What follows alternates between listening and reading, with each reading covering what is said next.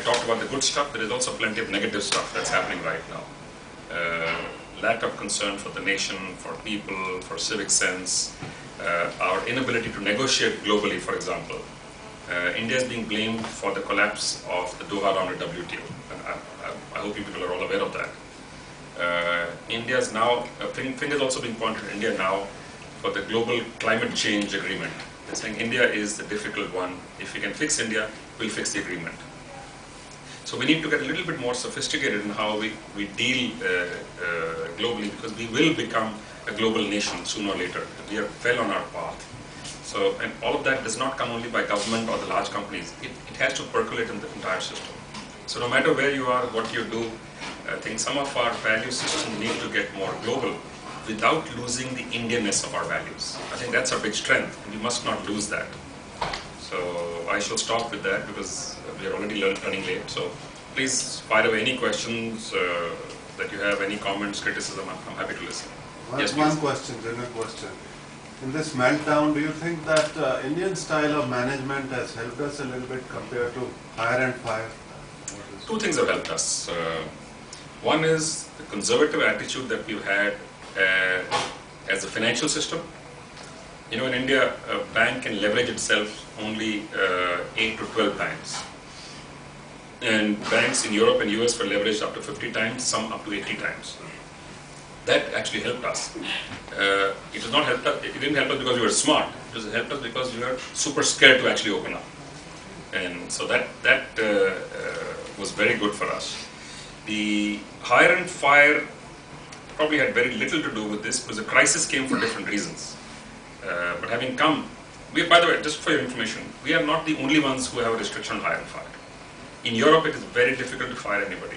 In France, you can't fire anybody. In Germany, you can't fire anybody. There are plenty of countries which have restrictions on this. But this is something which was like a plague almost, the way it came. I don't think anybody could have stopped this. Our big saving race has been the large domestic consumption and the large savings rate that we've had in India. We had the second highest savings rate in the world. These two have been very helpful, and our lack of exposure to the international markets, which is in effect a weakness. But in this case, it actually helped us. And if you had to start an organization now, would you believe in hire and fire philosophy? Or I don't think there is. Let me try and answer that. I don't think there is any company in the world which wants to hire and fire policy. And nor is that what Indian industry has been asking of the government. In fact, it's a very major misconception that industry wants the ability to hire and fire at will. If you do that, you'll never get good people. Your strength, as I said inside, is only people. You have to be able to take people to task if they don't perform. Consequence management is one part which is missing from India. Why have governments been inefficient? Because there is no consequence if you manage something well. You don't get a pat on the back or an incentive, and there's no consequence if you manage anything badly.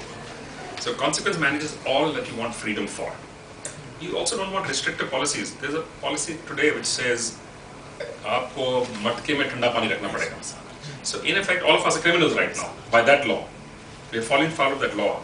You are not allowed to keep water in a cooler because no coolers existed when the law was designed. We have not actually learned to modify things as the environment changes. So the requirement is to be able to modify, to take into account what is the current environment. You have seasonal businesses. Now for a seasonal businesses, you cannot hire a person all year long. So you bring a person who otherwise doesn't have a job. So you're actually doing a favor to them. It's not something, you're not trying to punish them. The bargain, what is happening with the current stiff, we have a very stiff policy. Our problem is with the policy being restrictive and stiff, not being there. We need to have a policy. Otherwise there would be abuse of the completely on the reverse side. I don't think anybody wants to encourage that. But you need to find a way to encourage overall growth. Today the government is trying to protect individual jobs. The government's role must be to encourage overall growth. If the policy was relaxed, every company would be happier to hire more. Today you want to get out of the system, you don't want people, because once they're in your system, there's nothing much you can do after that if you're not happy. So whether it's contract labor, whether it's casual labor, the entire system needs to get a little bit streamlined to recognize the realities of the market is. Yeah. Yes, please. I mean, for last 2.5 decades, or about 25 years, Hero Honda is consistently maintained its position as the #1 in two-wheelers and motorcycles to be precise. Now, year after year, how you been able to maintain? There'll be new influx of competition. There'll be new products. Sometimes you feel the products are either comparatively better than your products or comparable. Still, year after year, you ensure that the percentage is higher. Bajaj or XYZ, Yamaha coming new products. You're still the leader. So how do you do it? I mean, from a micro perspective, how does one understand that? I don't think there is any one thing which defines what happens to a business. It cannot be, because a business is like a large family. So there are people who behave differently in the family. Each one of us has many attributes. All the attributes I have are not good attributes. They are not all bad attributes. So we are all kind of made up of many different things. If you can find the ability to pick some of the good attributes of any organization and kind of focus on moving those forward, your ability to take decisions actually becomes much better. And ability to take forward-looking, sensible decisions is for sure. What we have been able to do, I think, over time. One, when we started, and Mr. Sunil sitting at the back will know this, people actually pointed a finger and laughed at Hero Honda, saying, "You guys first don't know anything about the business, then you're coming in with a 4-stroke. Who would make such a complicated engine?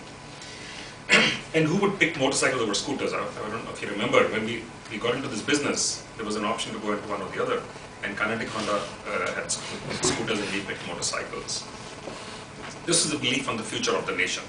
It was actually a bet, it was a gamble, really, that this is the way India will go. If you make a good product, people basically are very smart. If you give them a choice, they will make the right choice. So if you have a product which meets the aspirations of the individual, and you do it in a manner where you meet the benchmark price perception, then value for money becomes important. We are an unusual market. That's in one way we are unusual. In many other ways, we are following some of the developed economies 10, 15, 20 years behind. But we are a little bit unusual in the sense of our cultural imperatives. We're one of the few countries where price is more important than value for money.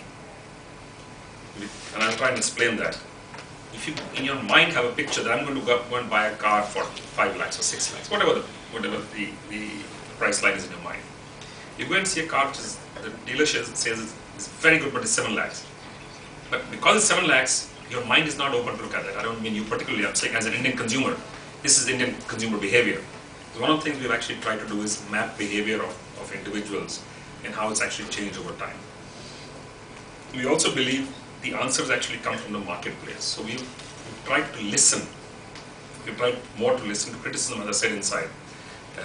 We believe that tells us a little bit more than ourselves saying, "Oh, by the way, I have a smart idea. I know what the next design of the motorcycle should be." Of course, we all have ideas. But if you listen to a few 100,000 people, it's likely that when you put that idea down, that's a product they're likely to buy more than the one that you had in your mind. The other thing I believe we have done is treat this business like a large family. This is a word, if you interact with our company, you will hear this word again and again, that this is a large family. And we've tried genuinely to behave in that manner. It's not always easy, because like in any family, there are always going to be issues. People have different ideas, different behavior, different aspirations. So trying to marry the ability to allow people enough individual enterprise, yet have them running in some kind of a cohesive manner. I think that's one of the things which is a challenge we believe we've done a little bit better than others. And I'm just coming down to the fundamentals. There are many other aspects to this, as you know. Yes, please. Okay, I'm glad we spoke about change, and then automobile sector we spoke of price.